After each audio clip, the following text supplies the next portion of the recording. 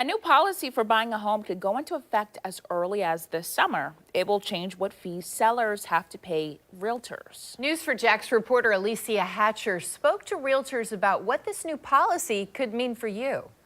Several real estate policies are changing after the National Association of Realtors faced multiple lawsuits over the way agents' commissions are set. The NAR agreed to pay $418 million to help pay home sellers. In the past, the person selling a home would pay their agent and the buyer's agent. Now, with this new policy, the buyer will have to pay their agent unless the seller agrees to do so. Another rule being changed is the amount of money agents will receive on selling a home will no longer be allowed to be on multiple listing service. It seems like they don't want it to be published because they don't want the real estate agent deciding on which properties to show the customer based on the commission. They also want the buyer and the buyer's agent to have a buyer's brokerage agreement. That's a contract between the buyer's agent and the buyer's agent's office and the buyer, stating what the duties of the buyer's agent will be and stating what they're going to charge the buyer. I also got a local realtor's thoughts. Now, are you for or against this new policy? I don't think I'm for it or against it. I think that with the amount of realtors that we have here in the state of Florida, it's going to affect a lot of people. But it's really just you trying to step your game up as a realtor and do the best for your client and get paid for the services that you render.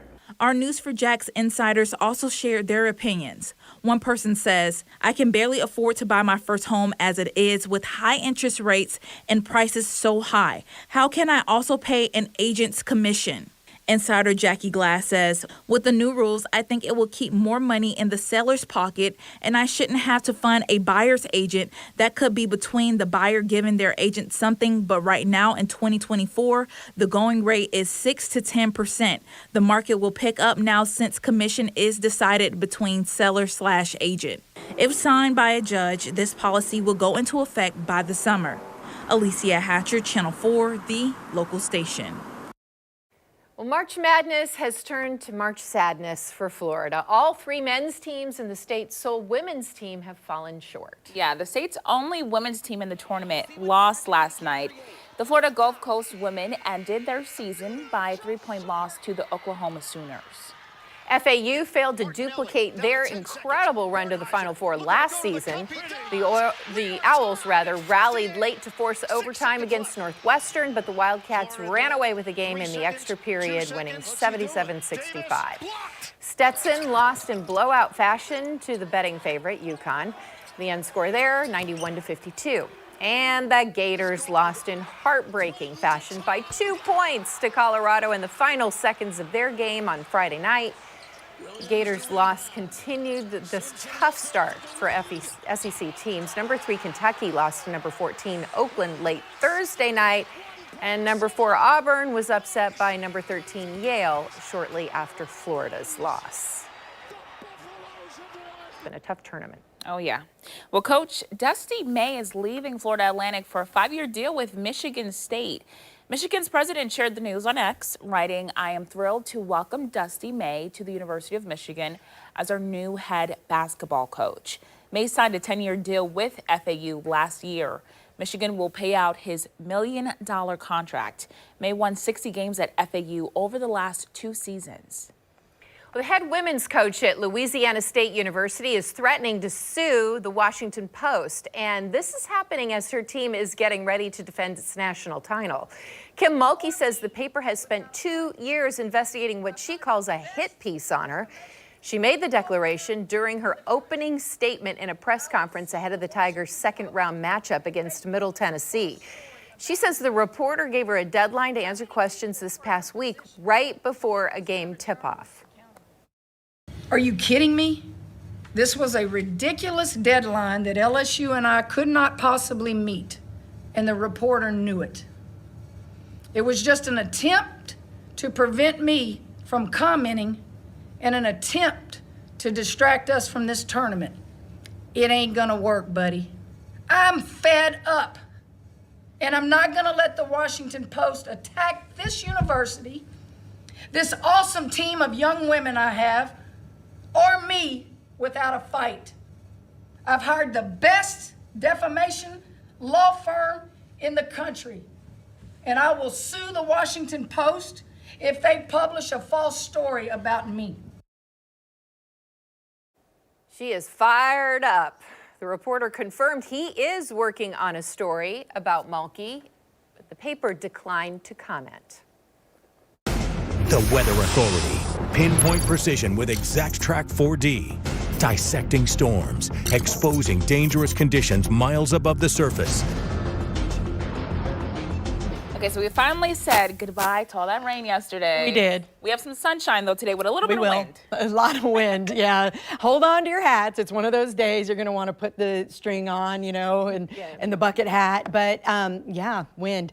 The rain did move out yesterday, left behind some puddles. You can see them here on the top of the building at the International Airport right now. But, yeah, very nice. Soon as this cloudy haziness burns off, we're going to have plenty of sunshine throughout the day. But temperatures, you'll notice when you walk out the door, much cooler today. It's 56 degrees. We were in the mid-60s yesterday. So with the rain came the cold, and now the cold is settled in for the next day or so. All right, 55 on the west side, 60 in Arlington, where the winds are a little heavier closer to the beach. So here's a look at St. Johns County right now out of the Guy Harvey Resort's camera at St. Augustine Beach. Real pretty morning here on the beach. Look at the waves though. This is not a day to go swimming in the beach, in the ocean rather. So the wind's already at the beach at northeast at 18. So the beach forecast looks something like this. The water temperature and the air temperature are going to be relatively the same. The UV index is high, so even if you're going to go sit on the sand, make sure you have your sunscreen today, even with the wind.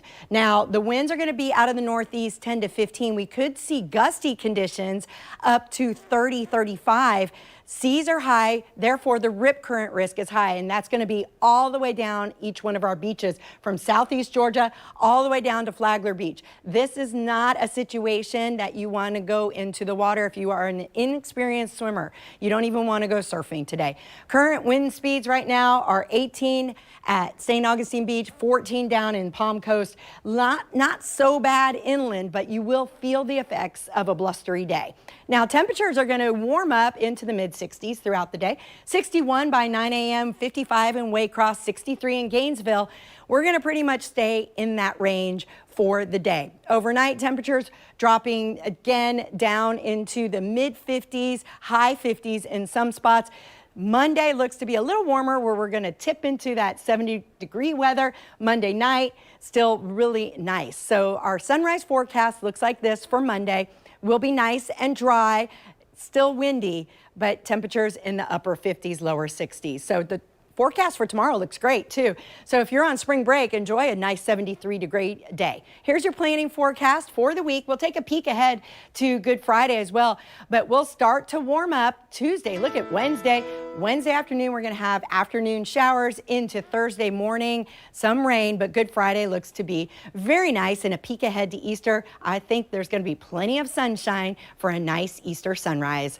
All right, it is now 7:21. The morning show, we'll be right back.